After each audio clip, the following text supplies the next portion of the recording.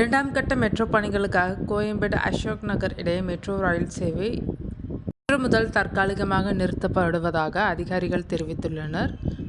சென்னையில் தற்போது முதல் கட்ட மெட்ரோ சேவைகள் 2 வழித்தடங்களில் செயற்பாட்டில் இருந்து வருகின்றனர்.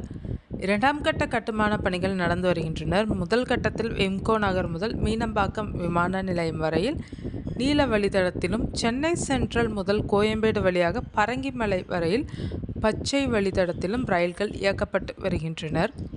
இந்த நிலையில் இரண்டாம் கட்ட மெட்ரோ ரயில் கட்டுமான பணிகளுக்காக பச்சை வழித்தடத்தில் செப்டம்பர் 15 முதல் 19ஆம் தேதி வரை மெட்ரோ ரயில் சேவைகளில் தற்காலிக மாற்றம் செய்யப்பட்டுள்ளனர்.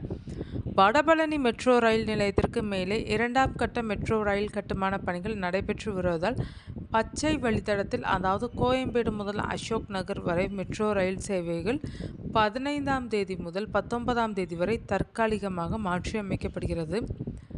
அதன்படி செப்டம்பர் 15 முதல் 19ஆம் தேதி வரை காலை 5 மணி முதல் 6 மணி வரை பரங்கிமலையிலிருந்து அசோக் நகர் வரையிலும், விமான நிலையத்திலிருந்து அசோக் நகர் வரையிலும் 14 நிமிட இடைவெளியில் ரயில்கள் இயக்கப்படும். சென்ட்ரல் ரயில் நிலையத்திலிருந்து கோயம்பேடு வரை 7 நிமிட இடைவெளியில் ரயில் சேவை இருக்கும். கோயம்பேடு முதல் அசோக் நகர் வரை மேற்கண்ட நாட்களில் காலை 5 மணி முதல் 6 மணி வரை தற்காலிகமாக ரயில் சேவை நிறுத்தப்படுகிறது.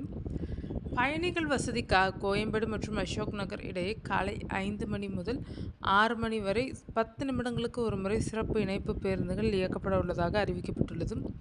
காலை 6 மணி முதல் மெட்ரோ ரயில் சேவைகள் வழக்கம் போல தொடங்கும். வார நாள் சனிக்கிழமை, ஞாயிறு கால அட்டவணை பின்பற்றப்படும். இரண்டாம் கட்ட மெட்ரோ கட்டுமான பணிகளுக்காக இந்த தற்காலிக மாற்றங்கள் மேற்கொள்ளப்படுகின்றன.